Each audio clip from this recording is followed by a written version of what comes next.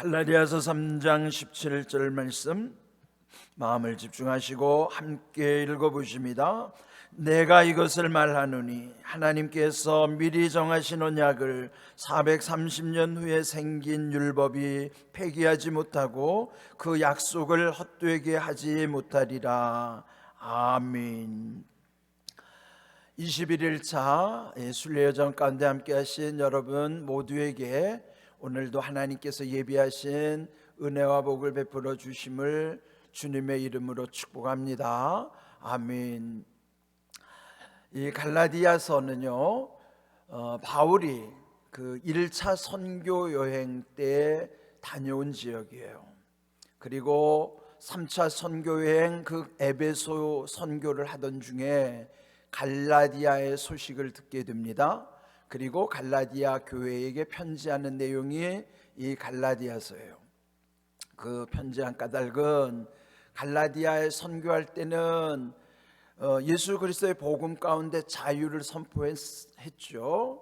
그런데 바울이 이제 2차 선교행을 거쳐서 3차 선교행 그 에베소 지역에 머무를 때에 들려오는 소식은 그 다음에 또 다른 유대인들이 그곳에 와서 바울이 이미 전한 복음 외에다가 또 옛적 자기들이 전통적으로 익숙해져 있던 율법에 대해서 또 전한 거예요. 그러니까 그 복음의 율법이라고 하는 물타기를 하는 것이죠. 근데 그 율법이 어떤 의미를 지닌 것인가? 네, 여러분, 율법이라는 것은 그 법 자체예요. 법은 하라 하지 말라 딱 두 가지 정신이에요. 그러면 하라는 것 하지 않거나 하지 말라는 것을 하게 되면 그게 죄가 되는 것이죠. 그럼 죄를 지면 어떻게 될까요? 마음에 묶이는 것이고 눌리는 것이고 또 갇히는 것이에요. 그러니까 이 죄를 짓게 되면 결국은 올무에 걸리게 되는 것인데, 여러분, 율법이 하라 하지 말라는 것이 잘못된 게 아닙니다. 자, 하라는 것은 좋은 거예요, 안 좋은 거예요? 하라는 건 좋은 것을 하라는 거예요. 하지 말라는 것은 좋기 때문에 하지 말라고 하겠어요? 나쁘기 때문에 하지 말라고 하겠어요? 나쁜 거니까 하지 말라고 하는 거예요. 그러므로 율법 자체에서 하라 하지 말라는 그 자체를 그걸 비난할 수 없어요. 하라는 것은 해야 되고 하지 말라는 건 하지 말아야 되는 거예요. 그런데 문제는 그것이 마음에서부터 우러나와서 하느냐 아니면 억지로 하느냐의 차이예요. 마음에서 우러나와서 분별이 되면 해야 할 것 기쁨으로 하죠. 하지 말아야 될 것 당연히 안 합니다. 그 마음에서부터 하나님이 주시는 지혜 가운데 분별이 되면은 그렇게 되는 거예요. 복음의 능력은 바로 그런 것입니다. 그런데 율법은 마음에서부터 오는 것이 아니라 그 행위 자체에 더 집착하기 때문에 억지로 지킬 수밖에 없어요. 그러면 마음에도 없으면서 하라는 것을 하려면 얼마나 힘들겠어요. 또 하지 말라는 것에 대한 유혹이 얼마나 크겠어요. 하지 말라고 하는 것은 나쁜 것인데 그 속에는 유혹도 들어있고 달콤한 유혹을 이기기가 어려운 거예요. 그런데 거기에 딱 걸려드는 순간부터는 자유를 잃어버리는 것입니다. 그러면 복음은 그 마음을 새롭게 함으로써 하라와 하지 말라를 스스로 다 이루어지게 하시는 거예요. 그런데 복음의 은혜가 없이는, 마음의 변화 없이는 하라 하지 말라는 그 자체가 불가능한 것입니다. 지킬 수도 없어요. 그래서 우리가 이 복음의 은혜 안에서 사는 것과 율법 아래 사는 것은 이렇게 엄청난 차이가 있는 거예요. 바울이 오늘 이 주신 말씀에 보면 내가 이것을 말하노니 하나님께서 미리 정하신 언약을 430년 후에 생긴 율법이 폐기하지 못하고 그 약속을 헛되게 하지 못하리라 단호하게 선포하는 겁니다. 여기서 보면 미리 정하신 언약, 하나님의 은혜 가운데 주시는 약속이었는데 그 다음에 주신 그 율법이라고 하는 것은 430년 이후에 늦게 생긴 거예요. 율법을 언제 주셨습니까? 율법은 출애굽하여 홍해를 건넌 다음에 시내산 밑에서 하나님이 주신 모세를 통해서 십계명을 비롯한 율법입니다. 그런데 430년이라고 하는 시차가 있어요. 그 430년이라는 것은 430년 전에 이미 야곱을 통해서 성취하시겠노라고 확증해 주셨던 언약, 그것은 이미 그 아브라함 때부터, 아브라함과 이삭과 야곱의 하나님은 아브라함의 언약을 야곱을 통해서 확증해 주신 거예요.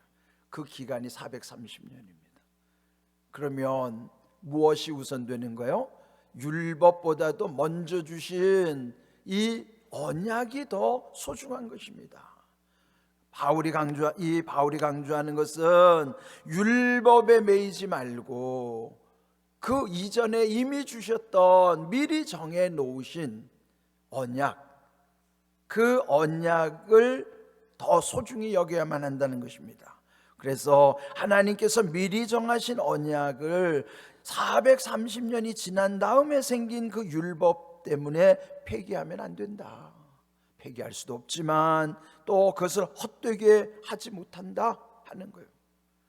그 말은 무슨 말입니까? 지금 이 갈라디아 지방에서 일어나는 것은 이미 바울이 전한 복음 이후에 다시 율법을 더 씌워가지고 그 430년 이후에나, 언약으로부터의 430년 이후에나 준 율법에 매여서 그것을 폐기하려고 그러고 헛되게 만들려고 하는 거짓 교사들을 질책하는 내용이에요.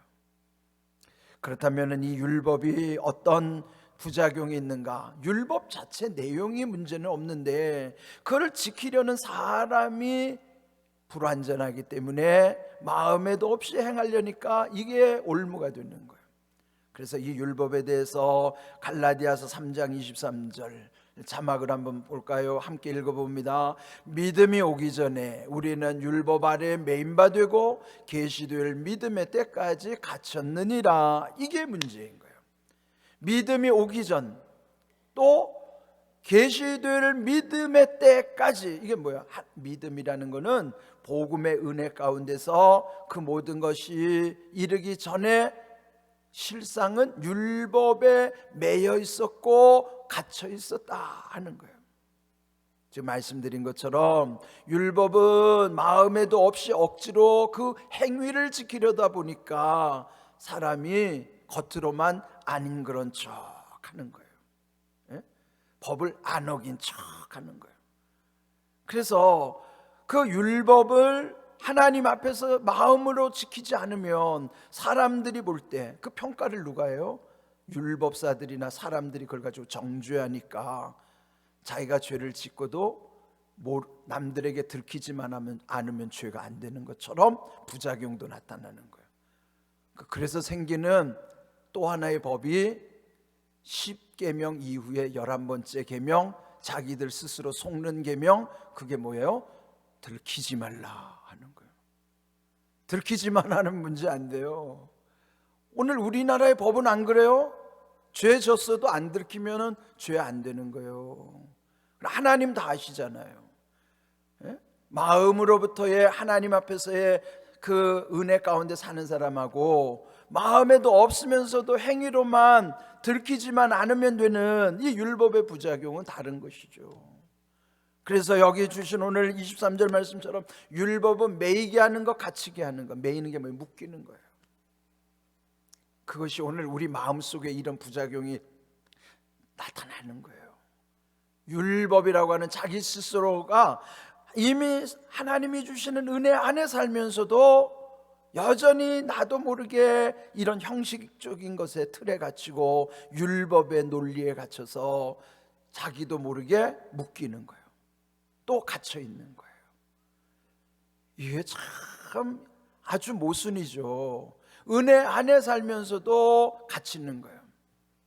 은혜 안에 살면요 절대로 남을 정죄하지 않아요. 근데 왜 남을 정죄하는 줄 아세요? 아이고 뭐 직분이 뭐 권사나 장로나 된 사람이 새벽 기도도 안 하고 헌금도 누구보다도 못하고 뭐는 어떻고 이렇게 남의 말을 하기 좋은 사람은요 이미 율법 아래 사는 사람이에요. 그건 자기도 갇혀 있는 거예요. 그러나 복음 아래 은혜 가운데 있으면 남의 허물을 불쌍히 여기고 긍휼히 여기고 그래서 더 기도하는 것이지 그걸 가지고 정죄하지 않아요. 그래서 우리 스스로를 잘 살펴야 돼요. 나는 혹시 내 스스로도 묶여 있지는 않은가? 또 남을 묶고 있지는 않은가? 이거 잘 살펴야 됩니다. 복음은요 철저하게 은혜입니다. 묶이지 않아요. 갇히지 않습니다.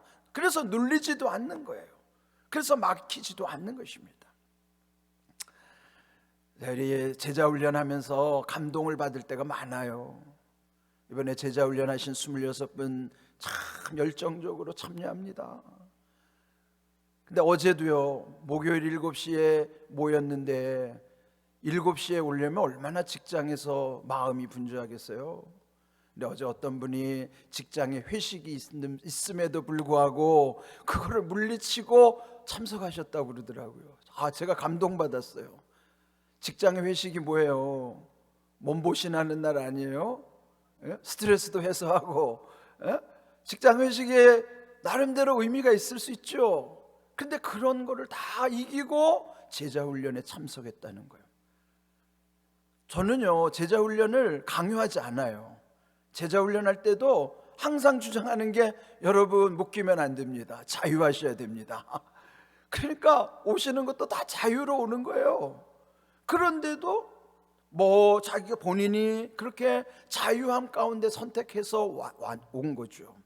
와서 나중에 우리 함께 그 나눔의 시간에요 그 얘기를 하면서 오기를 잘했다. 얼마나 그 귀한 고백입니까? 그 회식에 참석 안 하고 여기 제자훈련에 참석하기를 참 잘했다. 여러분 그게 얼마나 중요한 고백입니까? 은혜를 누리는 사람은 그런 거예요. 무엇에 얽매여서 부담스러워서 억지로가 아니고 자기 스스로 선택하는 거예요. 그래서 갈라디아서 5장 1절 다시 한번 우리 자막을 볼까요? 함께 읽습니다. 그리스도께서 우리를 자유롭게 하려고 자유를 주셨으니 그러므로 굳건하게 서서 다시는 종의 멍에를 매지 말라. 이게 바울이 결론이에요. 예수님이 우리에게 자유를 주셨는데 굳건하게 서야 된다. 그리고 다시 종의 몽해를 매서는 안 된다. 이 말씀은 종교개혁자 루터도 제일 좋아했던 말씀이에요.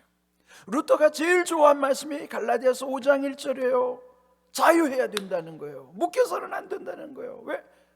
이미 예수님이 우리 멍에를 다 끌어주셨는데 또다시 스스로 율법의 멍에에 묶이면 안 되잖아요. 자기 스스로 율법 속으로 들어가서 갇혀서 살면 안 되잖아요.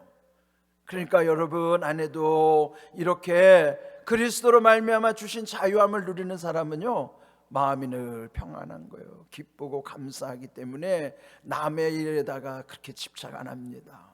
남의 말 안 해요. 그저 감사하는 일뿐이에요. 남의 허물을 감싸주죠. 남의 말을 함부로 떠벌리고 다니지 않아요. 그저 모든 게 소중한 거예요. 여러분이 자유함으로 산다는 게 얼마나 귀한 일인가? 그래서 오늘 이 본문의 말씀은 미리 정하신 언약이 이미 은혜 가운데 중간에 율법을 주셨음에도 불구하고 거기에 묶이지 않고 늘 자유하게 살게 하시는 것입니다. 오늘도 이 귀한 말씀을 새기시면서 여러분들 묶이지 않도록 율법이라는 것은 구약에 있는 율법만이 아니에요. 오늘날 법, 내 안에 스스로 만드는 자기 법, 여기에 묶이는 모든 것이 율법이라고. 이런 게 묶이지 마시고요 자유함 가운데서 하나님의 은혜를 누리는 삶이 되기를 주님의 이름으로 축복합니다. 자, 오늘도 이 말씀 함께 샤우팅하죠. 17절 말씀 두 번을 끊습니다. 내가 이것을 말하노니 한번 하나님께서 미리 정하신 언약을 430년 후에 생긴 율법이 이 율법이 폐기하지도 못하고 또 헛되게 하지도 못한다는 것을 기억하십시오. 갈라디아서 3장 17절 말씀 아멘 결단하면서 샤우팅하겠습니다. 시작. 내가 이것을 말하노니 내가 이것을 말하노니 내가 이것을 말하노니 하나님께서 미리 정하신 언약을 430년 후에 생긴 율법이 하나님께서 미리 정하신 언약을 430년 후에 생긴 율법이 하나님께서 미리 정하신 언약을 430년 후에 생긴 율법이 폐기하지 못하고 그 약속을 헛되게 하지 못하리라. 폐기하지 못하고 그 약속을 헛되게 하지 못하리라. 폐기하지 못하고 그 약속을 헛되게 하지 못하리라. 갈라디아서 3장 17절 말씀 아멘. 언제나 자유함 가운데서 은혜를 누리는 삶 되기를 주님의 이름으로 축복합니다. 아멘.